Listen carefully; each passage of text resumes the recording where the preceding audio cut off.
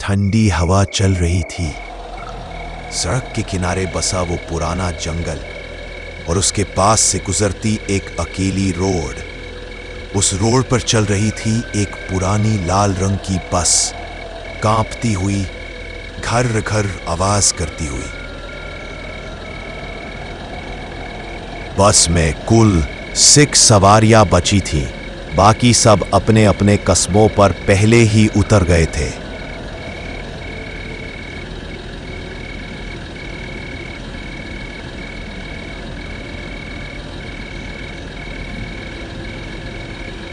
अचानक ठक कक कक ढाई, बस झटके से रुक गई। अरे ससुरी, फिर से गर्म हो गई इंजन। सब लोग उतर जाओ भाई, 3-4 घंटे लगेंगे ठीक होने में। सब सवारियां बस से उतरकर सड़क के किनारे बने पुराने रेलवे स्टेशन की तरफ चल पड़ी। ये स्टेशन सालों से बंद पड़ा था, लेकिन वहां रात में कुछ लोग आग जलाकर बैठे रहते थे। 4 सवारियां भी वहीं जाकर आग तापने लगी। एक कॉलेज लड़का, एक शादीशुदा आदमी, एक बूढ़ा सेठ और चौथा एक शांत पढ़ा लिखा दिखने वाला शख्स।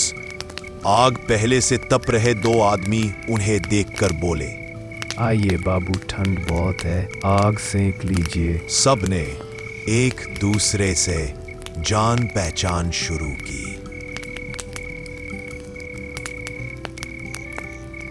कहाँ के रहने वाले हैं भैया? लखनऊ, मैं आजमगढ़ और मैं रामपुर का।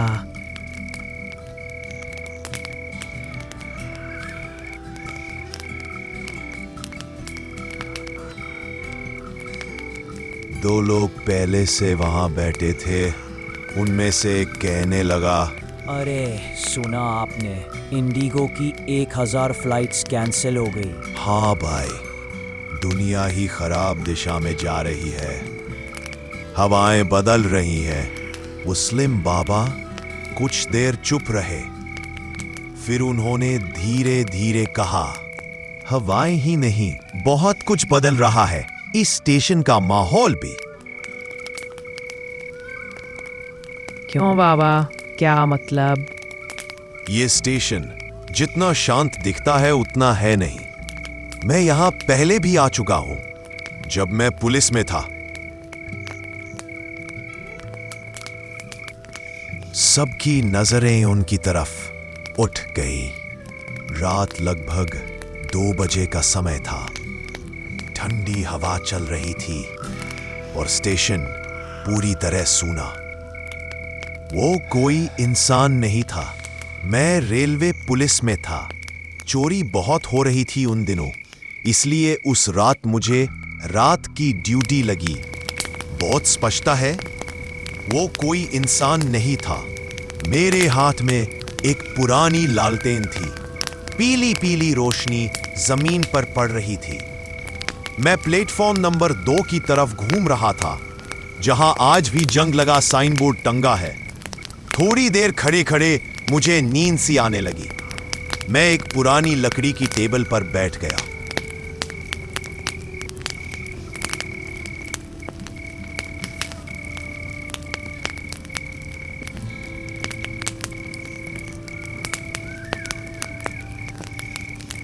अचानक ठक ठक ठक किसी के पैरों की आवाज आई।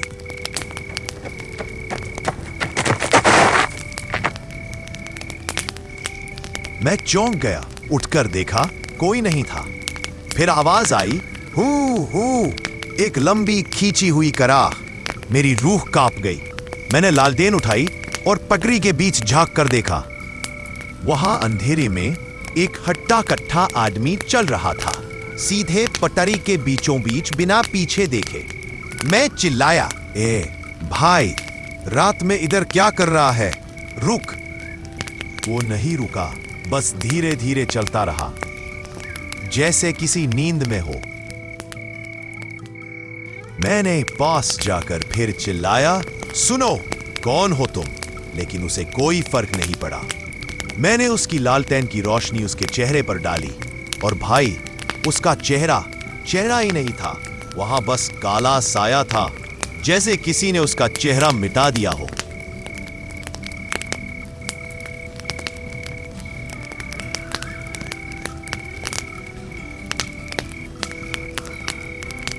बाबा, फिर आप क्या किए? मैंने सोचा कोई नशे में होगा। मैंने उसका कंधा पकड़कर हिलाया और जैसे ही मैंने उसे छुआ, वो आदमी हवा में उड़ गया। हाँ भाई, हवा में, जैसे कोई कपड़ा उड़ता है। और अगले ही पल वो मेरे पीछे खड़ा था। मैं जैसे मुड़ा, लालटेन हाथ से गिर गई, उसकी रोशनी जमीन पर फैली। अब वो आदमी मुझे घूर रहा था, लेकिन आंखें काली, खाली, जैसे दो जलते हुए गड्ढे। फिर उसने कहा, यहाँ कोई अकेला नहीं है।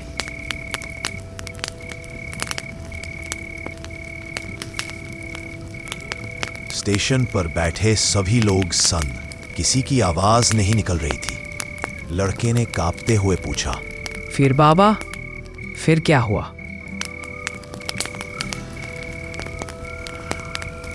भैया, अब असली डर कहानी की शुरुआत है। उस रात उस स्टेशन पर मैं एक नहीं 3 परछाइयों से घिर गया था और उनमें से एक मेरे नाम से मुझे पुकार रही थी।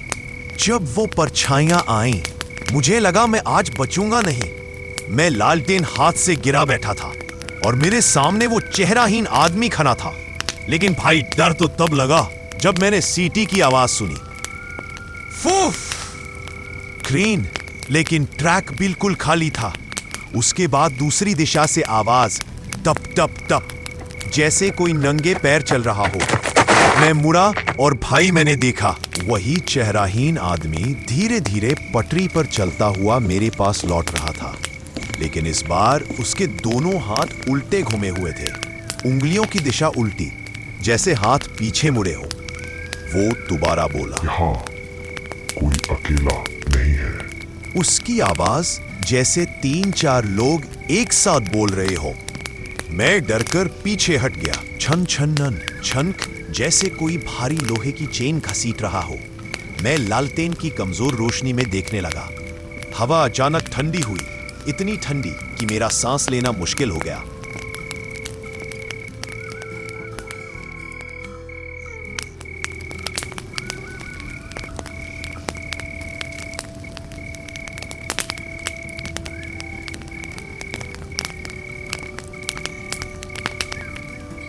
उस टाइम मेरे हाथ पैर सुन पड़ गए थे। मुझे समझ नहीं आ रहा था कि मैं क्या करूं। मैंने देखा कि वो मेरे नजदीक ही आ रहा है और मैं पटरी पर गिरा हुआ था। मेरी धड़कन तेज हो रही थी। मुझे लगा कि आज मैं निपट गया। वो नजदीक आया जा रहा था। फिर अचानक मैंने भगवान जी को याद किया। जैसे ही भगवान का नाम मन में लिया, वो वापस चला गया। मुझे समझ नहीं आया कि मैंने तो मन में बोला था और ये चला गया। मैंने भगवान का शुक्र अदा किया और फिर सोच लिया कि आज के बाद कभी भी इस स्टेशन पर रात को काम नहीं करूंगा। इतना सुनते ही अब शांत हो गए। फिर बस ड्राइवर आया, सबको बुलाया कि गाड़ी बन गई है तो अब बैठकें चले जाते हैं। अगर कहानी पसंद आई है तो चैनल को सब्सक्राइब कर लीजिएगा।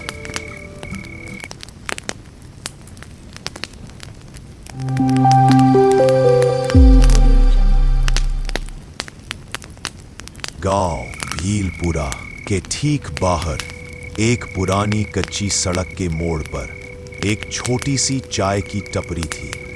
टपरी इतनी छोटी कि अंदर बस एक स्टोव, 2 बेंच और एक टूटी छत।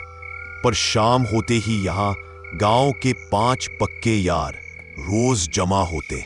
रामचंद्र, पान चबाने वाला किसान, हरिया, मछली पकड़ने वाला, फकीरा, नाय और एक बुजुर्ग व्यक्ति जिसे सब बाबा कहते थे।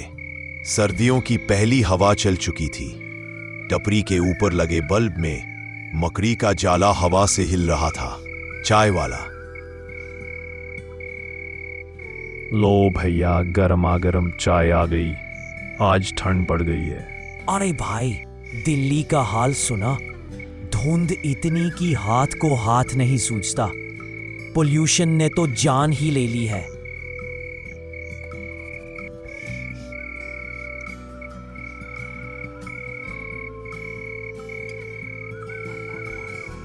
अरे मैंने तो खबर में सुना लोग मास्क पहन पहन के थक गए, अस्पताल भरे पड़े हैं। दुनिया का क्या होगा? साल 2026 आ रहा है, लोग बोल रहे थे कहीं पड़ा 12,000 साल बाद वही ज्वालामुखी फट चुका है, मानो तो दुनिया खतरे में है।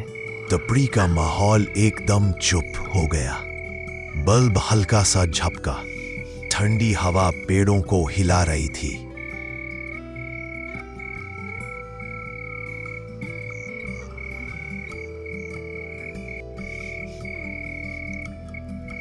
भाई ठंड और बढ़ेगी। मैं तो कल ही बच्चों के लिए गरम गरम स्वेटर खरीदने जाऊंगा। इस मौसम का अब भरोसा नहीं। सही बात है, पहले ठंड इतनी देर से आती थी, अब अचानक ही काटने लगी है। सब चाय पी रहे थे। टपरी की आग की हल्की रोशनी उनके चेहरों को नारंगी कर रही थी।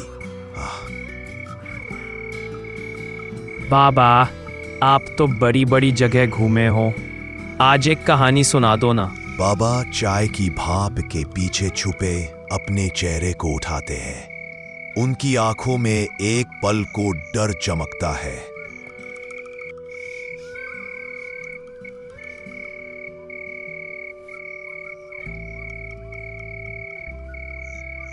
नहीं बेटा, आज नहीं, कुछ बातें याद नहीं करनी चाहिए। चारों दोस्त एक साथ। अरे बाबा, बस एक कहानी। बाबा ने चुप रहकर आसमान की तरफ देखा, जैसे कोई पुराना जख्म फिर धड़क उठा हो। कुछ सेकंड तक सन्नाटा, फिर बाबा धीरे से बोले,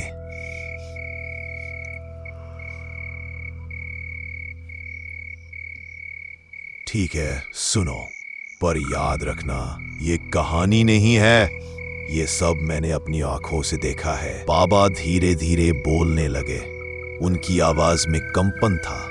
उस रात मैं अपनी पुरानी साइकिल से गांव लौट रहा था।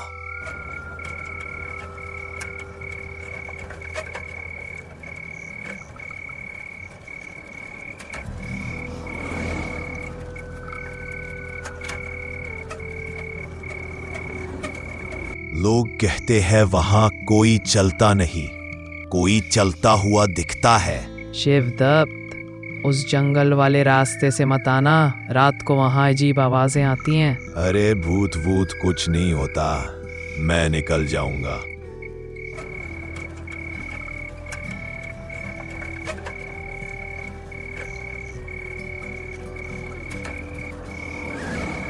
वो अपनी साइकिल से निकल पड़े।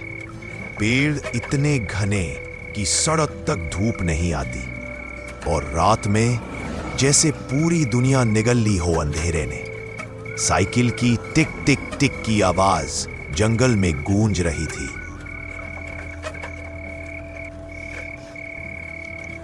ठंडी हवा में मिट्टी की गंध, आसपास झींगुरों की आवाज, दूर कहीं उल्लू बोला। कुछ देर तक सब सामान्य था, फिर कांच सी चुभने वाली एक आवाज आई। शिवदत्त रुक गए। आवाज सड़क के बाईं तरफ के अंधेरे से आई थी। रोशनी मुश्किल से 10 फीट आगे जा रही थी। उसी वक्त पेड़ों के बीच कुछ हिला, जैसे कोई लंबा सा साया। शिवदत्त बोले, कौन है? कोई जवाब नहीं। उन्होंने साइकिल फिर चलाई, पर इस बार जंगली रास्ता कुछ अजीब लग रहा था, जैसे हवा भारी हो गई हो, जैसे जंगल में कोई सांस ले रहा हो।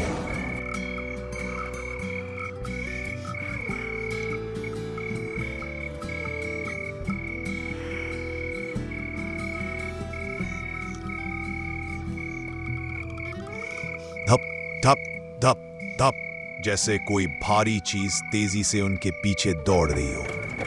कुछ नहीं दिखा। उन्होंने गति बढ़ाई, पर आवाज भी बढ़ गई। धप धप धप धप, पूरी सड़क कांपने लगी।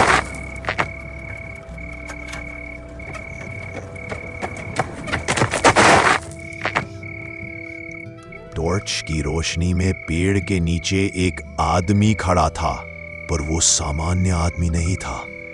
उसकी ऊंचाई कम से कम 7 फीट, चेहरा काला, आंखें लाल और उसके पैर जमीन को छू ही नहीं रहे थे। वो हवा में 2 इंच ऊपर तैर रहा था।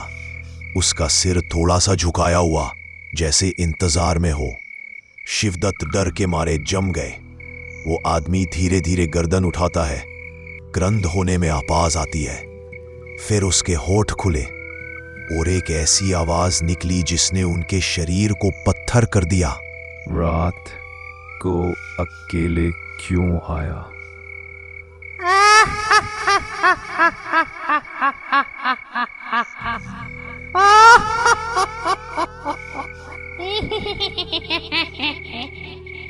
এইবারে তোকে খাবো,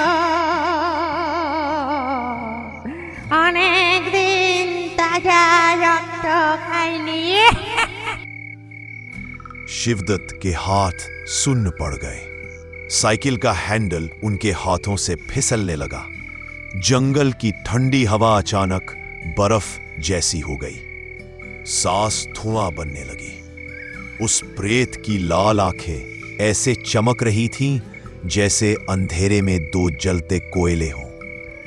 शिवदत्त किसी तरह बोल पाए, कौन है? वह चीज धीरे धीरे उनकी तरफ सरकने लगी। ना कदमों की आवाज, ना कोई हवा, बस शरीर हवा में फिसलता हुआ। उसकी लंबी उंगलियां नीचे लटक रही थीं, जैसे किसी ने हड्डियों को खींचकर बढ़ा दिया हो। और तभी उसका चेहरा अचानक शिवदत्त के ठीक सामने आ गया, इतना पास कि उसकी सांस की ठंडक उन्हें चेहरे पर महसूस हुई। फिर उसने कहा, ये रास्ता तेरा नहीं है। शिवदत्त के दिमाग में बस एक ही चीज गूंज रही थी, भागो, बस भागो। उन्होंने साइकिल उठाई और पूरी ताकत से पैडल मारना शुरू किया। साइकिल की चेन चिल्ला रही थी, टायर पत्तों को फाड़ते जा रहे थे। पर तभी वो आवाज फिर आई, धप धप धप, जैसे कोई विशाल चीज उनके पीछे दौड़ रही हो। जमीन कांप रही थी, पत्ते हिल रहे थे, पेड़ों से काला काला धुआं उठ रहा था। शिवदत्त ने डर कर पीछे देखा। वो प्रेत दौड़ नहीं रहा था, वो हवा में तैरते हुए उसी रफ्तार से चल रहा था जैसे किसी ने उसे धक्का दे दिया हो। और सबसे डरावना, उसके पैर अब उल्टे मुड़ चुके थे। साइकिल अचानक कच्चे गड्ढे में घुसी और शिवदत्त गिर पड़े।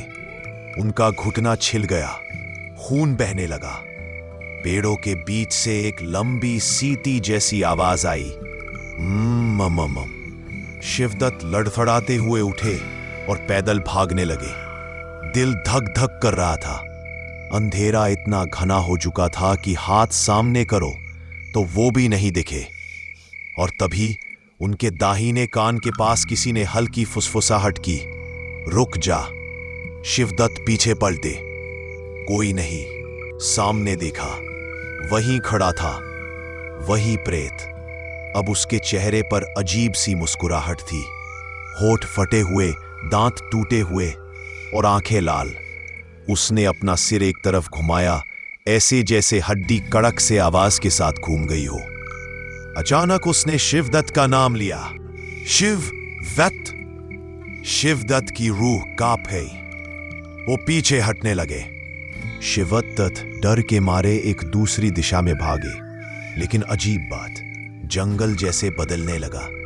जिधर भागते उधर वही पेड़, वही टूटी शाखा, वही झाड़ी, जैसे जंगल उन्हें बाहर निकलने ही नहीं देना चाहता था।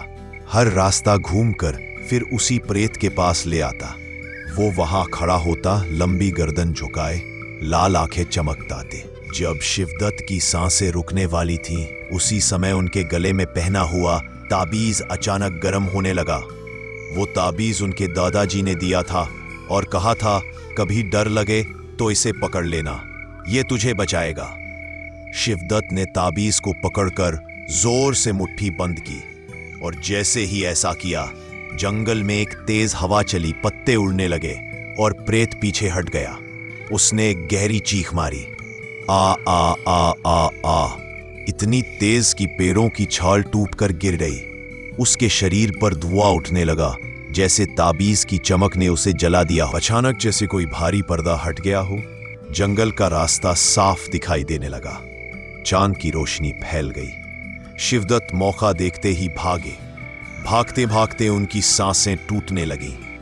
उसी वक्त जंगल के पीछे से प्रेत की टूटी हुई आवाज आई, वापस आना पड़ेगा। शिवदत्त ने मुड़कर देखा, वो अब दिखाई नहीं दे रहा था, लेकिन आवाज अभी भी गूंज रही थी। इतना कहकर बाबा अचानक चुप हो गए।